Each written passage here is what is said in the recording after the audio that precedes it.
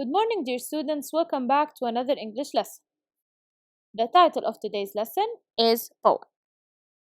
There are two objectives for today's lesson. So by the end of this video, you will be able to first identify and use 8 new vocabulary words in context, and second, you will be able to analyze the poem. So please get your student book and have it open at page 86. Are you ready? Let's start. So, do you know what is a poem, dear students? Yes, it is a piece of writing in which the words are chosen for their sounds. They are often in short lines that rhyme. Well, what do we call the person who writes poems? You are right, a poet. Now look at the pictures, the title of the poem, and guess what it is about. The title of the poem is Safari Animals. Alright, do you remember what the word safari means? You are correct. A safari trip is a trip in a car, often in Africa, on which you go to watch wild animals. So what kind of wild animals would you see on a safari? Great, you can see animals like elephants, tigers, zebras, hippos, and even monkeys. Let's do this activity very quickly. Look at these animals and decide, are they pets that can live at homes and keep people company, or are they wild animals that you can see when you go on a safari?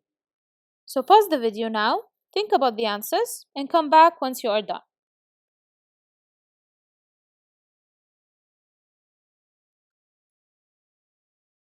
Alright, let's check your answers. First, dogs. Dogs are pets and can live in houses and can keep people company. What about lions? Bravo! Lions are wild animals and are not pets. They should not be treated as pets at all. As for cats, they are small and furry animals. Cats make great pets and people enjoy their company. Now what about giraffes? Did you know that giraffes have extremely long necks and this makes them the tallest living animals in the world? The average height of a giraffe is about 5 to 6 meters. This is why they don't live at homes and they are wild animals that you can see once you go on a safari. Zebras are also wild animals that you would meet once you go on a safari. Now, before we start working on the poem, let's learn the vocabulary words that we need for today's poem. Look at these pictures. What do you see? That's right, grass. Repeat after me, grass. For example, horses eat grass. Next, when you travel, you need to fill your suitcase or bag with clothes and other items for your trip. What's another verb that we can use instead of fill? Good job, pack. Repeat after me, pack. For example, I need to pack my mother's suitcase because she is going to travel next week. Next, did you know that the pyramids are around 4,500 years old? Yes, they are that old.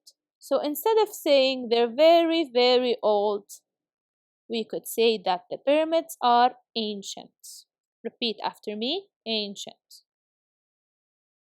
For example, Rome has a lot of ancient buildings.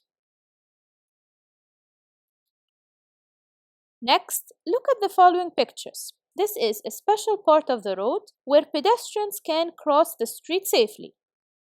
Do you know what we call it? Great, this is called a pedestrian crossing. Repeat after me, pedestrian crossing. For example, it is important to use a pedestrian crossing to cross the road safely. Next, what do we call these several lines of different colors? Yes, stripes. Repeat after me, stripes. For example, Hamad bought a new striped shirt.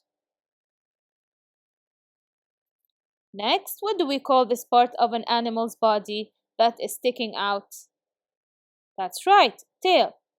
Repeat after me, tail. For example, my cat is white and has a black tail. Next, did you know that there are not a lot of mountain gorillas left and they are considered to be facing a very high risk of extinction? So they are endangered. Repeat after me, endangered. For example, mountain gorillas are an endangered species because of hunters. Finally, what happens if those hunters hunt all of the mountain gorillas? That's right, they will all disappear. Repeat after me, disappear. For example, mountain gorillas are an endangered species, but they haven't disappeared yet.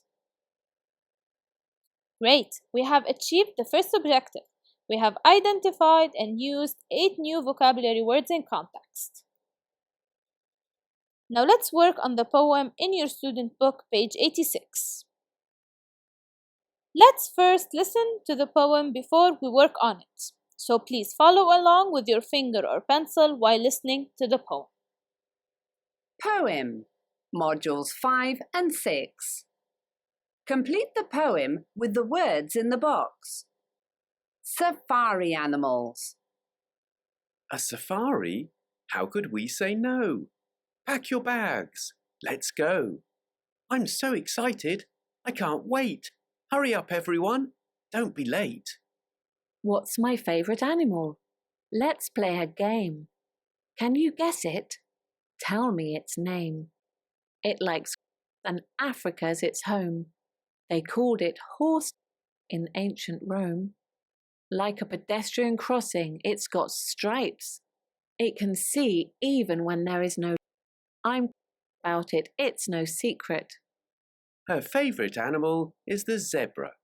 What's my favourite animal? Let's play a game. Can you guess it? Tell me its name. It's green and its tail is long. Its teeth are scary. Its legs. It's been around for years. It is endangered, but hasn't. You'll see it swimming with style. His favourite animal is the crocodile. A safari? How could we say no? Pack your bags. Let's go. I'm so excited. I can't wait. Hurry up, everyone. Don't be late. Now complete the poem with the words in the box. Once you are done, you are going to listen to check your answers. Please pause the video, complete the poem, and come back once you are done.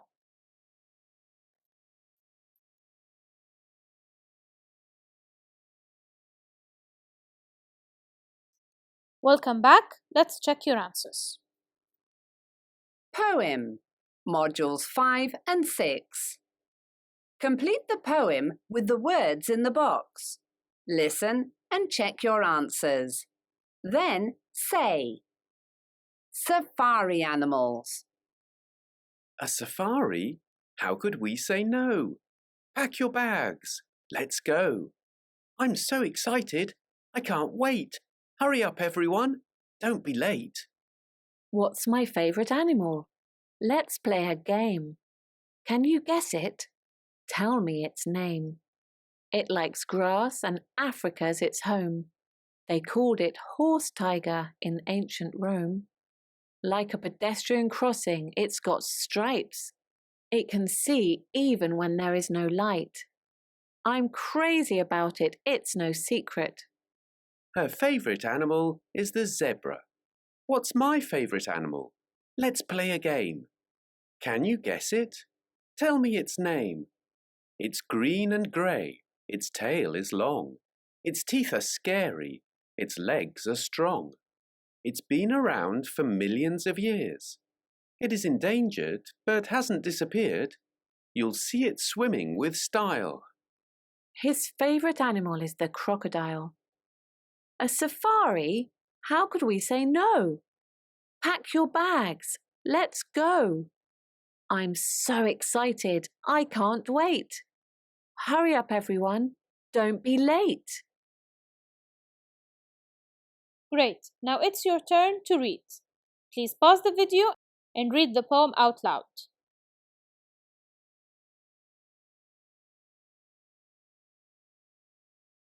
Now let's work on the remaining objective and let's analyze the poem. It's important that we focus on certain elements when analyzing a poem.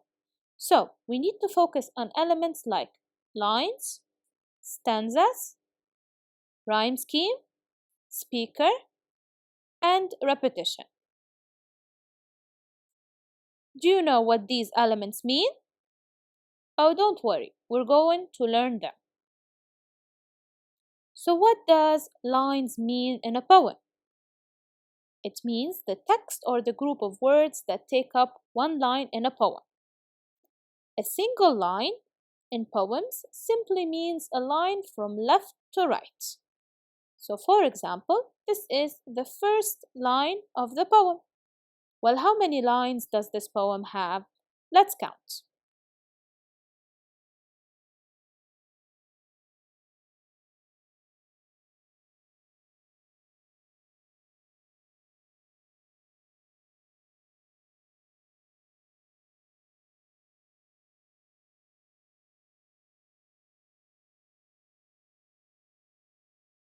"23 and 24.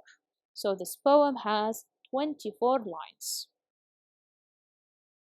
Next, what does stanzas mean?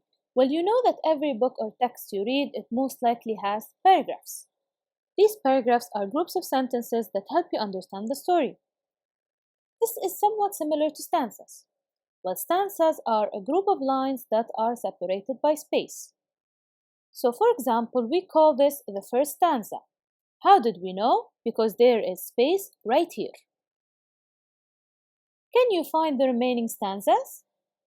Perfect. This is the second stanza, third stanza, and the fourth stanza.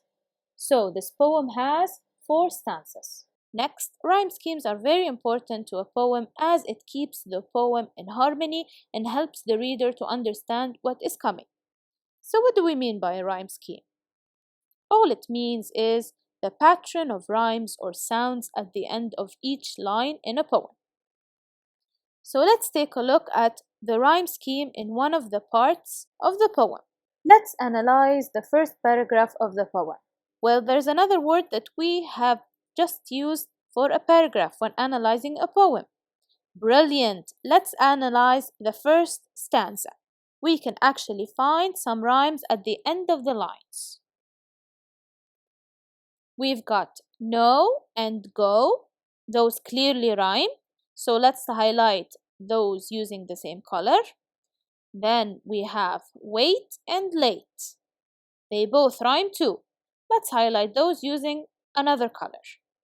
So it should be easy to label the pattern with letters now. So let's say the first rhyme is A. So this is A, and since go rhymes too, it's also A. Then we have wait. Wait does not rhyme with no and go, so that's B because it's a new rhyme. Late is also B because it rhymes with wait. So we can say that the rhyme scheme in this poem is AABB. Next, who is the speaker in this poem? A speaker in a poem could mean a character the poet created or the poet himself or herself. It could even be an animal. Let's go back to the poem and look for clues that might help us find the answer to find the speaker in this poem. So there's we, I, my, you, her, and his. So from these clues and the people that we heard reading the poem, we can say that there are 2 speakers, a boy and a girl. Finally, another important element in poem analysis is repetition. All it means is that repetition is often used in poetry to create rhythm or emphasize an idea. So if we go back to the poem, we can see that the first stanza is repeated. So why do you think the poet repeated this stanza? I am sure that there are a lot of possible answers, but if we were to guess, we could say that it was repeated to emphasize that it is a safari trip or it's about safari animals. There are other 2 lines that are repeated.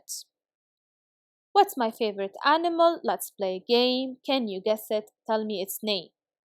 The repetition of these two lines could be used to emphasize that the poem has two riddles. Awesome! This means we have achieved the second and last objective. We finished analyzing the poem. Thank you for coming. Have a nice day and see you next time.